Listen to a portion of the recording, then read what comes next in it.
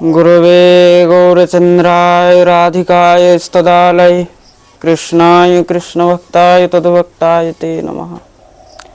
রাধে রাধে সকল ভক্তবৃন্দকে ভাগবত ভক্তি ইউটিউব এবং ফেসবুক চ্যানেলে সকল ভক্তবৃন্দদেরকে স্বাগতম জানাই।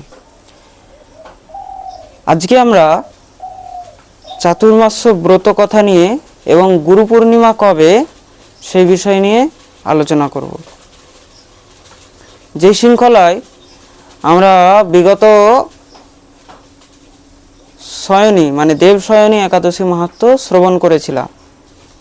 আসুন শ্রবণ করি এই চাতুর্মাস্য ব্রত কীভাবে পালন করব, কি করা উচিত, কি কি বিধি নিয়মে এই ব্রত আমাদেরকে পালন করতে হবে। তার আগেই সমস্ত ভক্তবৃন্দদের চরণে আমার সহস্র কোটি দণ্ডবত প্রণাম। যারা যারা এই ভিডিও দেখছেন বা দেখবেন, পিতাতুল্য সকলকে আমার দণ্ডবত প্রণাম, মাতৃমণ্ডলীকেও আমার সহস্র কোটি দণ্ডবত প্রণাম। আসুন রাধে রাধে, জয় রাধা শ্যাম সুন্দর। আমরা আজকে চতুর্মাস্য ব্রত কিভাবে পালন করতে হবে সেই বিষয় নিয়ে কি বলা হয়েছে এটা একটু শুনে নিই।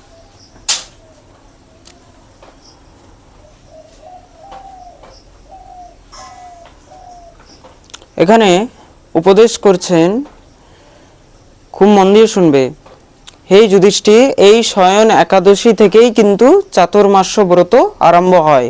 এবার এইটাও জেনে রাখো, এবার শয়ন একাদশী হয়ে গেল জুলাই মাসের 25 তারিখে। তো 25 তারিখ শনিবার আমাদের শয়ন একাদশী চলে গেছে, তো আমাদের রবিবারে দ্বাদশী চলে গেছে। এবার দ্বাদশীর পারণ করে সূর্যোদয় থেকে নিয়ে 9:30টার মধ্যে আমাদের পারণ হয়েছে। এবারে তো সব জায়গায় একই দিনে এই 26শে জুলাই একাদশী হয়েছিল। এবার চাতুর্মাস্য ব্রত 5টি বিধানে হয়, 5টি বিধানে এই চাতুর্মাস্য ব্রত হয়। বিশেষ করে কর্ক রাশির মধ্যে যখন সূর্য উপস্থিত হয় তখন থেকেই কিন্তু এই চাতুর্মাস্য ব্রত আরম্ভ হয়ে যায়। আর তুলা রাশির মধ্যে যখন সূর্য উপবিষ্ট হয় তখন চাতুর্মাস্য ব্রত শেষ হয়।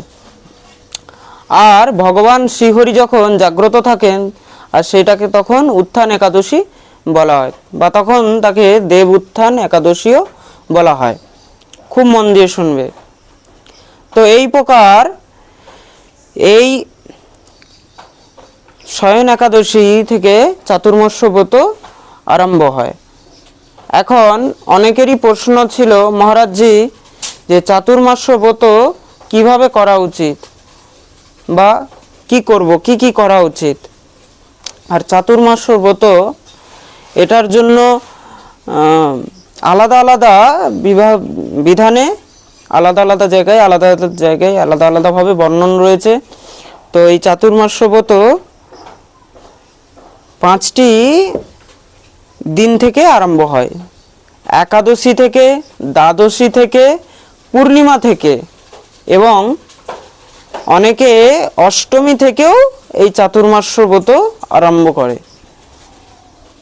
কিন্তু আমাদের বৈষ্ণবদের মধ্যে যারা বৈষ্ণব সম্প্রদায়ে দীক্ষিত রয়েছে, হরিভক্তি বিলাসকে যারা অনুসরণ করে, তো সেখানে এই শয়ন একাদশী থেকে নিয়েই চাতুর্মাস্য ব্রত আরম্ভ হয়, এটাতে কোনো সংশয় নেই। অনেকে পূর্ণিমা থেকেও করতে পারে, অনেকে দ্বাদশী থেকেও করে, অনেকে অষ্টমী থেকেও করে, অনেকে কর্ক রাশির সংক্রান্তি থেকেও চাতুর্মাস্য ব্রত করিয়া থাকে।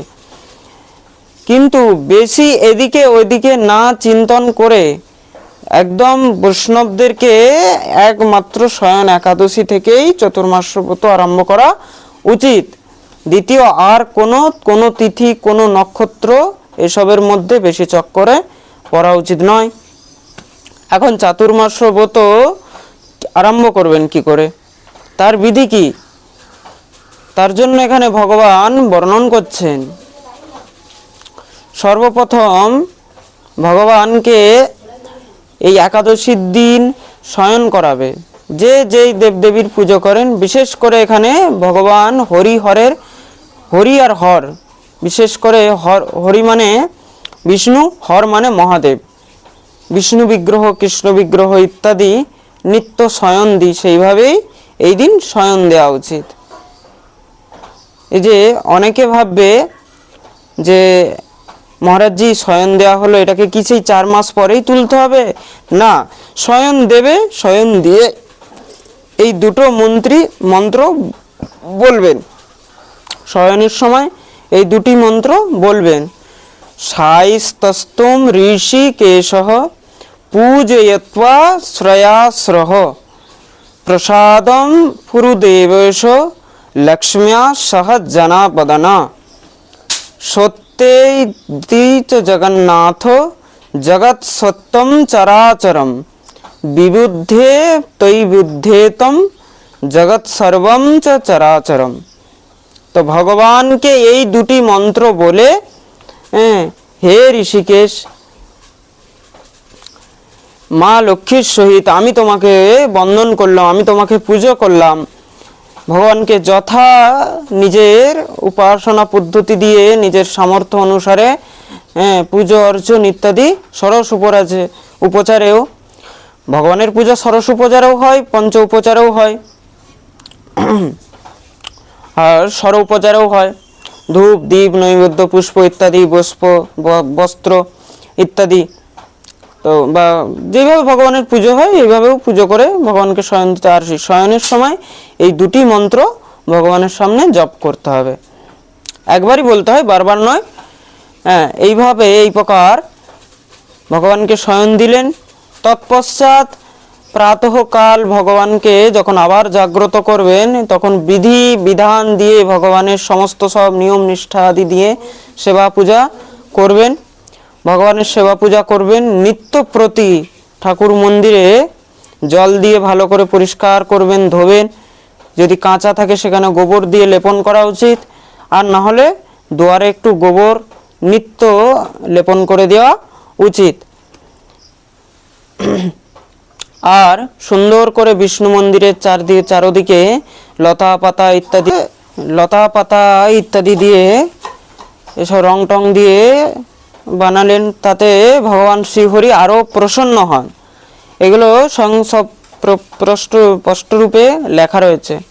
নিত্য প্রতি যদি আপনার সামর্থ্য হয় তাহলে কোনো এক ব্রাহ্মণকে দিয়ে,